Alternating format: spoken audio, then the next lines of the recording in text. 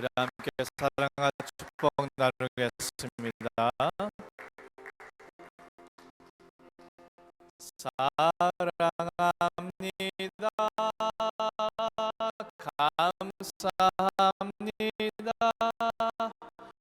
축복합니다.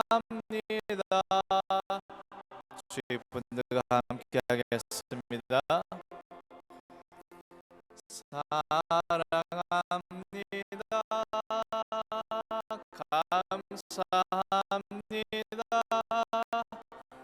축복합니다.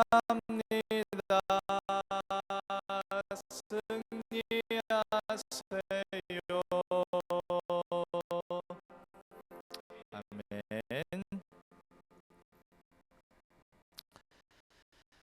오늘도 하나님을 예배하시는 여러분에게 주님의 은혜와 평강이 함께 하시기를 주님의 이름으로 축원합니다. 예수님께서는 제자들에게 인자의 날, 주님이 다시는 이 땅에 오시는 날에 어떤 일이 있을 것인지, 그들이 어떤 삶을 살아야 할 것인지에 대해서 말씀해 주셨습니다. 그리고 그들에게 또 한 가지의 당부의 말씀을 전하고 계십니다. 오늘 본문 1절 말씀입니다. 예수께서 그들에게 항상 기도하고 낙심하지 말아야 할 것을 비유로 말씀하여 이 땅의 마지막 때를 앞으로 살아가게 될 제자들에게 예수님께서는 기도에 대한 가르침을 주고 계십니다. 이는 그들이 제자로서 살아가기 위해서는 반드시 그들의 삶에는 기도하는 것이 필연적이고도 지속적인 자세를 가져야 하기 때문입니다. 예수님께서는 기도하는 자세에 대해서 두 가지로 말씀을 하셨습니다. 하나는 항상 기도하는 것이고, 또 하나는 낙심하지 말아야 한다는 것입니다. 본문 속 항상 기도한다는 것은 끊임없이 멈추지 않고 계속 기도해야 한다는 행동을 의미하는 것이 아니라 매사 모든 일에 기도하는 자세를 가져야 함을 말씀하신 것입니다. 또 낙심한다는 것은 지치다, 상심하다, 절망하다라는 의미로 자신의 행한 기도에 대한 응답이 없는 것처럼 여겨져서 지치거나 좌절하는 것을 의미합니다. 따라서 낙심하지 말라는 것은 항상 기도하는 자세를 가지되 아무리 기도에 응답이 없는 것처럼 보인다 할지라도 끝까지 믿음 안에서 좌절하지 않고 기도하는 자세를 유지해야 한다는 뜻입니다.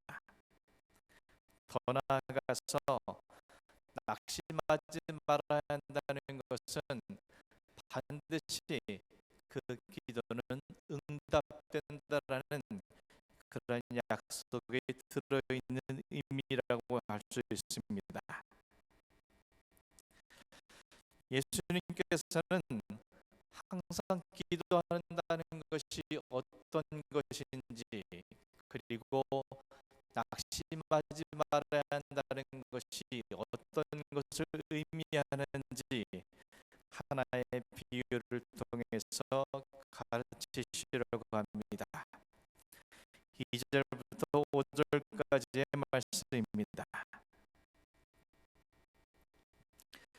어떤 도시에 하나님을 두려워하지 않고 사람을 무시하는 한 재판장이 있는데, 그 도시에 한 과부가 있어 자주 그에게 가서 내 원수에 대한 나의 원한을 풀어주소서 하되, 그가 얼마 동안 듣지 아니하다가 후에 속으로 생각하되 내가 하나님을 두려워하지 않고 사람을 무시하나 이 과부가 나를 번거롭게 하니 내가 그 원한을 풀어주리라.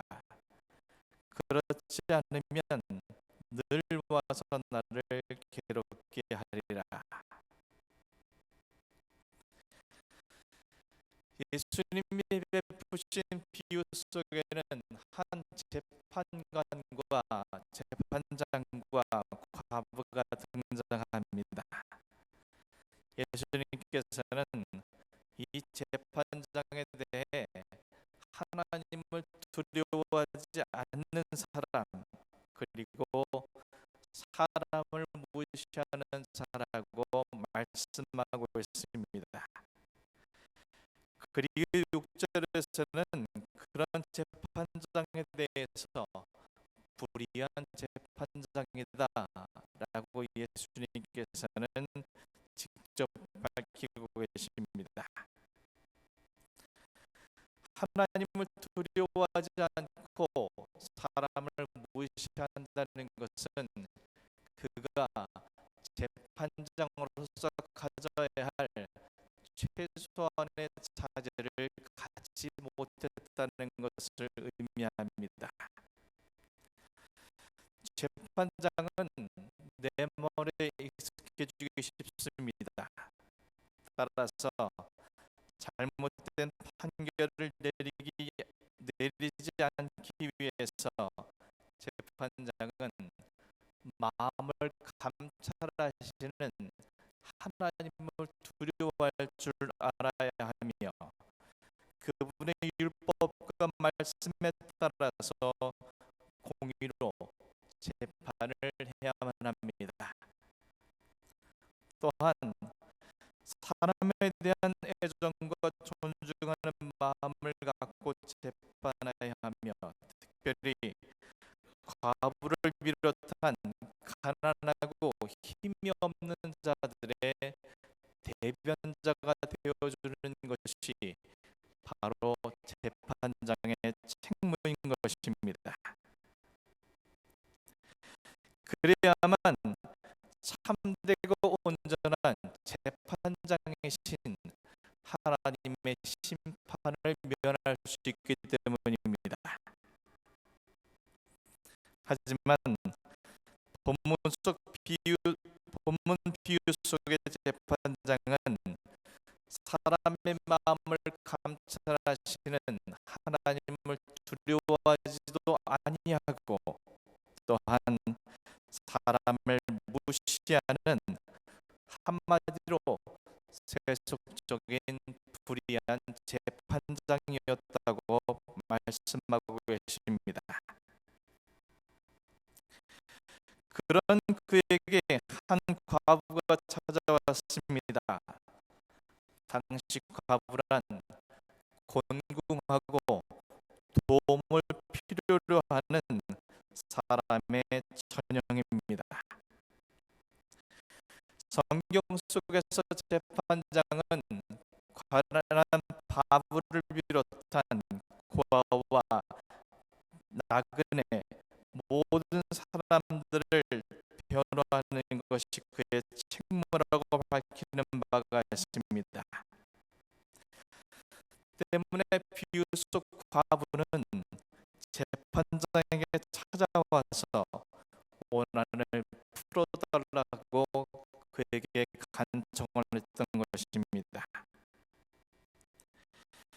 원한을 풀어달라는 그의 말 속에는 그가 얼마나 자신이 긴박한 상황 속에 있는지, 그리고 얼마나 긴급한지에 대해서 밝혀주고 있습니다. 하지만 과부의 요청을 들은 재판장은 그의 간청을 외면합니다. 이 불의한 재판장은 공정한 법 집행보다는 자기 자신에 대한 사리 사욕에만 발각하기 때문에 가난한 과부에게는 무관심할 수밖에 없었습니다. 하지만 과부에게는 재판장의 환심을 살 만한 뇌물도 없었고 뒤를 돌아봐 주랄 세력가도 없었습니다. 때문에 이 과부는 자신의 모든 것으로 자신의 요구와 간청을 재판장에게 알리길 원했습니다. 때문에 그는 자신의 요청을 단 한 번으로 끝내지 아니하고 여러 차례에 걸쳐서 끊임없이 불의한 재판장에게 자신에게 공의를 베풀어 자신의 원한을 풀어달라고 간청을 했습니다. 과부가 자주 가서 요청했다는 것과 재판장이 얼마 동안 그녀의 요청을 듣지 않았다는 표현은 이 사실을 뒷받침하고 있습니다. 도무지 의탁할 데가 없었던 이 여인으로서는 재판장의 반응에 대해 아랑곳하지 않냐고 집요하게 매달려 간청하는 것만이 유일한 방법이었던 것입니다. 한편 과부의 요청이 끈질기게 반복되며 자신에게 찾아와 원한을 풀어달라고 요청하자 재판장은 속으로 이렇게 생각하였습니다. 내가 하나님을 두려워하지 않고 사람을 무시하나 이 과부가 나를 번거롭게 하니 내가 그 원한을 풀어주리라. 그렇지 않으면 늘 와서 나를 괴롭게 하리라. 재판장은 자신 스스로가 자신은 하나님을 두려워하지 않는 사람, 그리고 사람을 무시하는 사람이라고 인정을 했습니다. 하지만 거듭되는 과부의 요청을 자신은 결코 무시할 수 없다라고 그는 스스로 말합니다. 재판장은 과부의 반복되는 간청에 고통스러울 정도로 지쳐 있었습니다. 하나님을 두려워하지도 사람을 존중하지도 않는 이 재판장은 과부의 잇따른 간청으로 괴롭게 되자 과부의 원한을 풀어주기로 결정하게 됩니다. 재판장이 과부의 원한을 풀어주려는 것은 과부의 어려움을 돌아보기 위한 것이 아니라 그녀를 긍휼히 여겨 보호하는 것이 아니라 과부가 자신의 문제가 해결될 때까지 자신에게 찾아오고 거절되어지는 반복되는 일 속에서 자신의 명성에 금이 가고 나쁜 평판을 듣게 될 것이고 자신에게 주어진 또 다른 이익의 창출을 이룰 수 없다는 사실을 알았으며, 또한 이 여인이 결코 포기하지 않고 끝까지 자신에게 찾아올 것이라는 것을 알고 있었기 때문이었습니다. 결국 그는 하나님을 두려워하지 않고 사람을 무시하는 사람이지만, 과부의 원한을 풀어주려고 했던 것은 자기 자신을 위한 자구책으로 그와 같이 결정했음을 오늘 본문은 밝혀주고 있습니다. 이 모든 비유를 끝내신 뒤에 주님은 이렇게 말씀하셨습니다. 6절에서 8절 상반절 말씀입니다. 주께서 또 이르시되 불의한 재판장이 말한 것을 들으라. 하물며 하나님께서 그 밤낮 부르짖는 택하신 자들의 원한을 풀어주지 아니하시겠느냐? 그들에게 오래 참으시겠느냐? 내가 너희에게 이르노니 속히 그 원한을 풀어주시리라. 예수님께서는 제자들에게 재판장이 말한 것을 들으라고 말씀하시며 그의 독백에 집중할 것을 명령하셨습니다.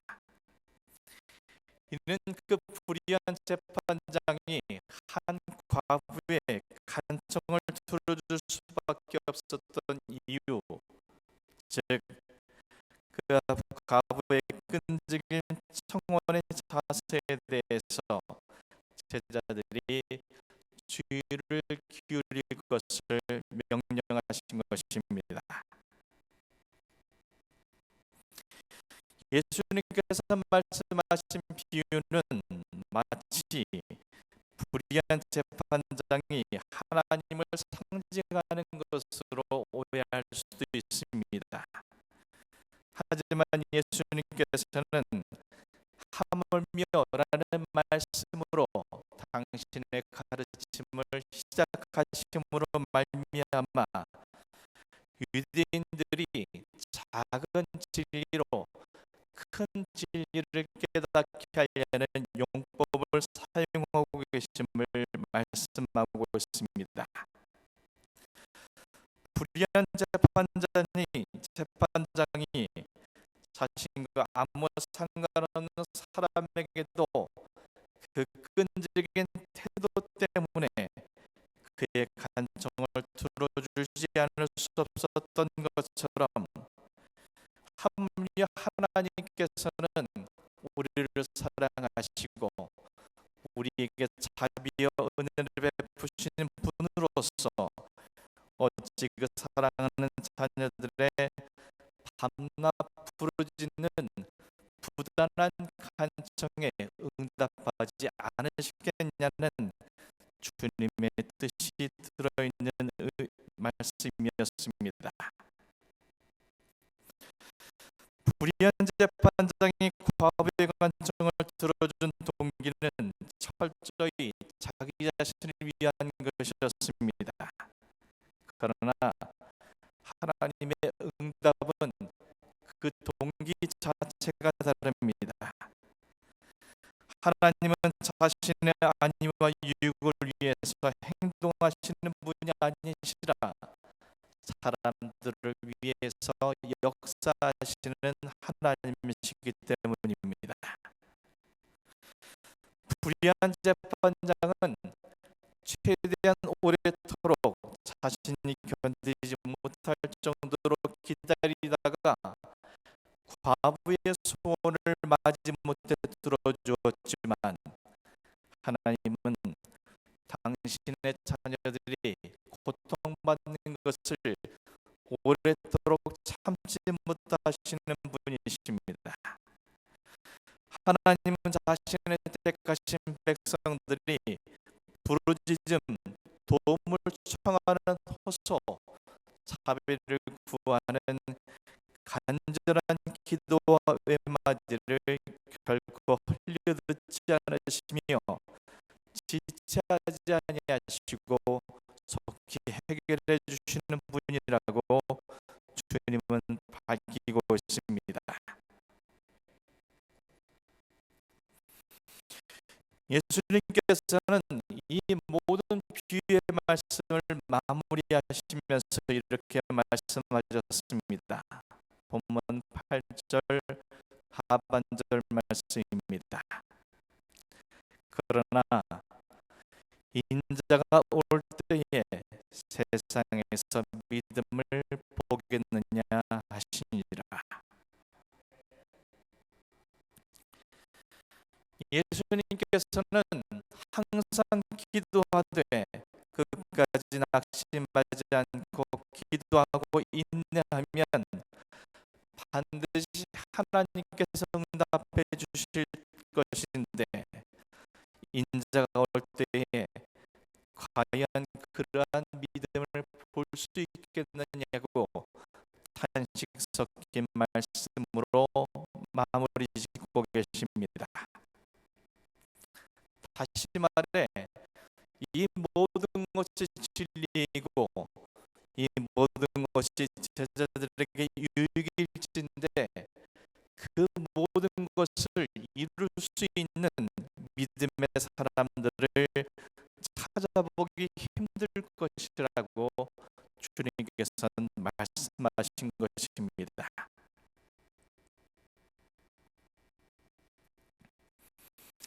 사랑하는 성도 여러분, 주님은 우리에게 믿음의 보기를 원하고 계시다라고 말씀하고 계신 것입니다. 우리가 살아가는 우리의 모든 삶의 순간순간들은 사실은 주님이 이 땅에 다시 오실 날로 조금씩 다가가고 있습니다.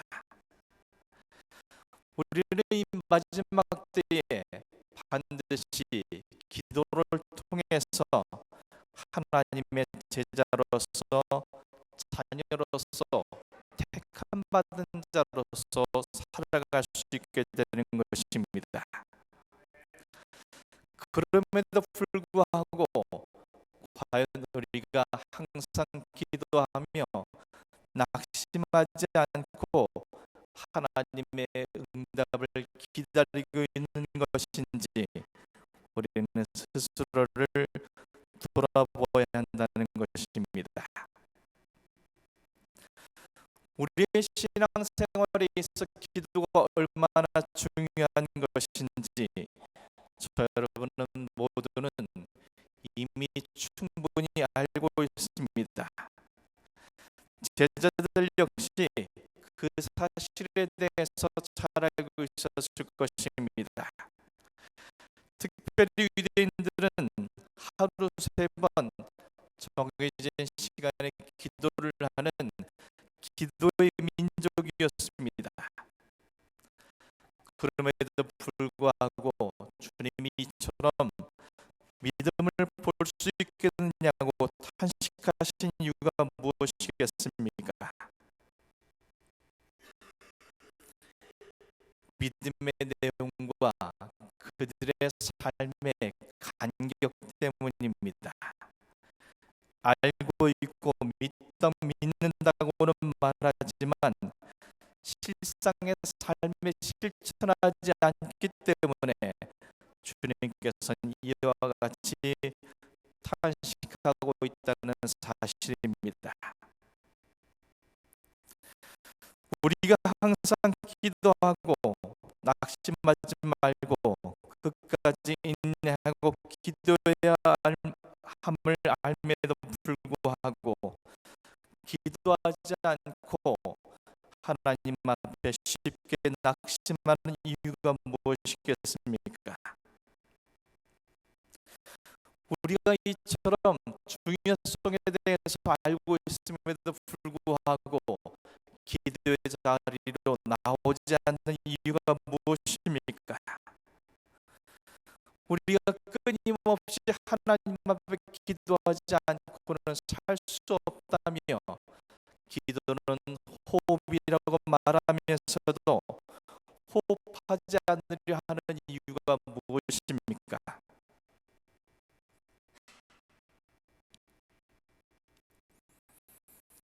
먼저는 불가지성 때문입니다.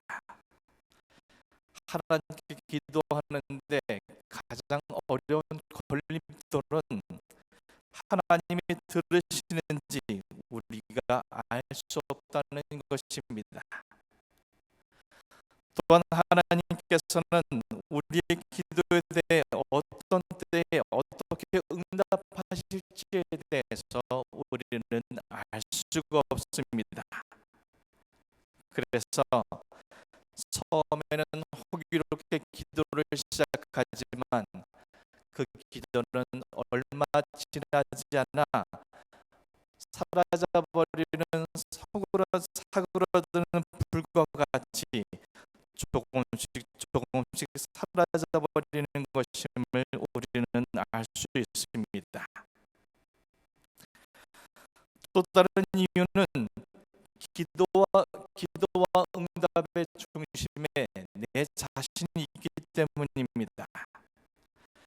기도의 중심이 내 자신이 있을 때 하나님이 원하시는 진정한 의미의 기도가 아니라 자신의 탐욕과 욕망을 위한 이기적인 기도가 드려질 수밖에 없습니다.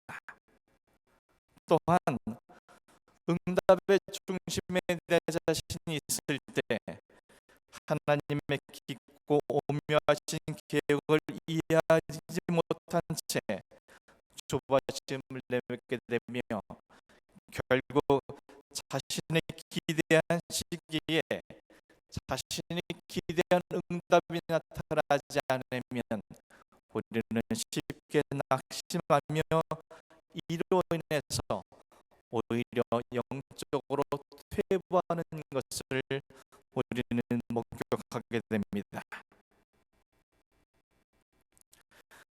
또 하나의 이유를 찾을 수 있다면 그것은 감추어진 우리의 교만함 때문입니다.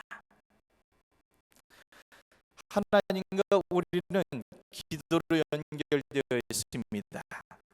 기도를 통해서 교제하고 기도를 통해서 하나님의 능력을 더디볼 수 있으며 기도를 통해서 우리는 이 세상에서 진정한 그리스도인으로 살아갈 수 있는 은혜를 누리게 됩니다.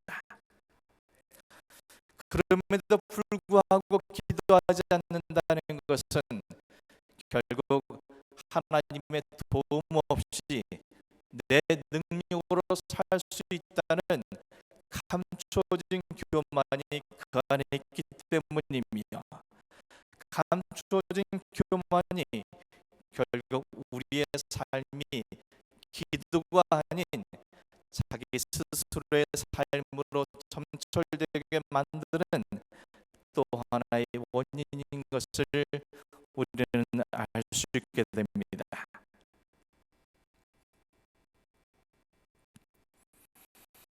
사랑하는 성도 여러분, 주님이 이 땅에 다시 오실 날에 대해 말씀하시던 주님은 이때 제자들이 항상 기도하지 않으면 안 되시기에 이와 같이 그들에게 말씀을 하고 계신 것입니다. 항상 기도하지 않으면 우리는 주님의 제자로서 하나님의 자녀로서 택함받는 자로서 살아갈 수가 없습니다. 매사 모든 일에 항상 기도하는 저요 여러분이 될 수 있기를 주님의 이름으로 간절히 축원합니다. 유혹과 시험과 핍박과 환난으로 점철되어진 이 시대에 오히려 기도를 통해서 실패하지 아니하고 참된 그리스도인으로 날마다 새롭게 세워줄 수 있기를 주님의 이름으로 간절히 축원합니다. 기도하되 낙심하지 않는 저 여러분이 되기를 간절히 소망합니다. 자기 자신만을 아는 불의한 재판장마저도 끝까지 인내하고 기도하는 가부의 간청을 들어줬던 것처럼 우리를 사랑하시기 위해서 일하시고 섭리하시는 하나님께서 우리가 끝까지 낙심하지 않고 간구할 때 들어주신다는 분명한 약속을 의지하면서 오늘도 주님 앞에 믿음으로 설 수 있는 여러분이 될 수 있기를 주님의 이름으로 간절히 축원합니다. 사랑하는 성도 여러분, 세상에서 믿음을 보겠느냐는 주님의 탄식 앞에 항상 기도하고 낙심하지 아니하고 인내하는 우리의 믿음을 주님께 보여드릴 수 있기를 간절히 소망합니다. 주님이 말씀하신 기도해야 할 항상이란 언제가 있습니까? 바로 오늘이어야 합니다.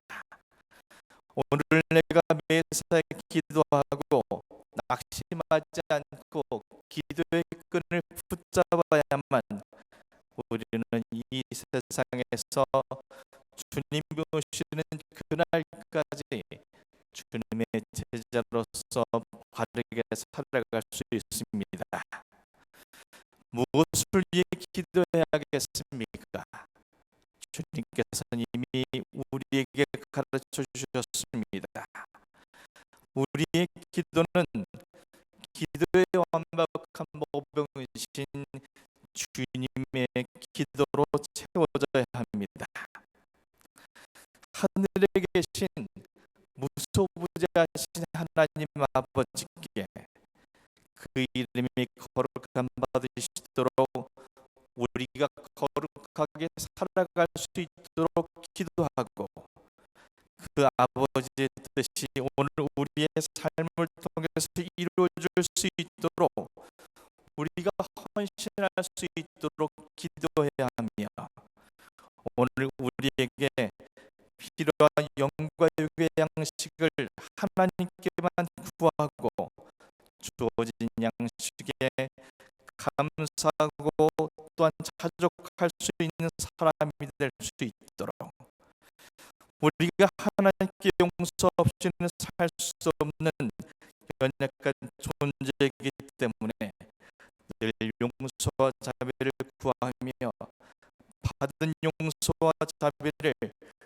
타인에게 또한 베풀어 줄 수 있는 삶이 될 수 있도록 우리가 시험에 빠지지 않고 악에 빠지지 않도록 주의 도우심을 구하는 기도가 드려져야 하며 우리의 삶의 방향이 오직 하나님의 나라와 권능과 영광이 있을 수 있도록 우리는 기도해야 한다는 것입니다.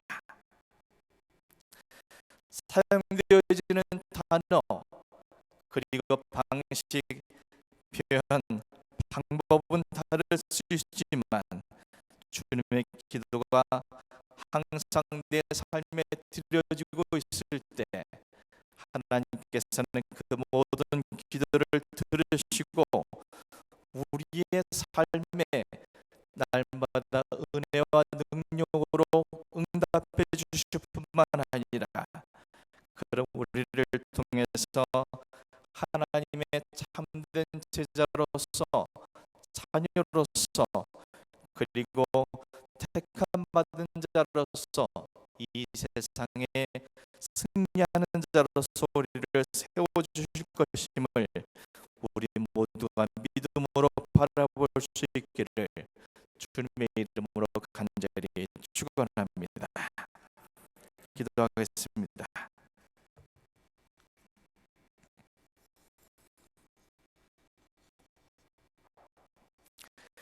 하나님 아버지,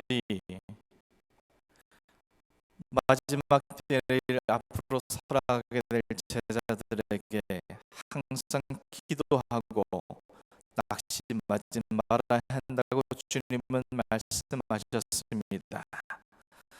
우리 또한 우리가 살아가는 이 세상이 마지막 때에 조금씩 조금씩 다가오고 있다는 사실을 우리는 인지하고 있습니다. 이때 우리가 주님께 보여드려야 할 믿음은 바로 항상 기도하는 것이며 낙심하지 않고 끝까지 인내한다는 것임을 우리는 말씀을 통해서 깨닫게 됩니다. 아버지 하나님, 저희들에게 하나님 앞에 항상 기도하며 낙심하지 않고 끝까지 인내하며 하나님의 응답을 기다릴 줄 아는 참된 믿음으로 채워줄 수 있도록 역사하여 주옵소서. 알 수 없는 것 때문에 기도하지 않는 어리석은 멈지 않게 하여 주시고, 우리가 정말 내 모든 기도의 중심에 내 자신이 아닌 하나님의 영으로 채워질 수 있도록 도와주시며, 우리가 교만한 자가 아니라 하나님의 도움 없이는 살 수 없다는 것을 날마다 인지하면서 주님 앞에 무릎으로 살아갈 수 있는 우리 모두가 될 수 있도록 역사하여 주옵소서.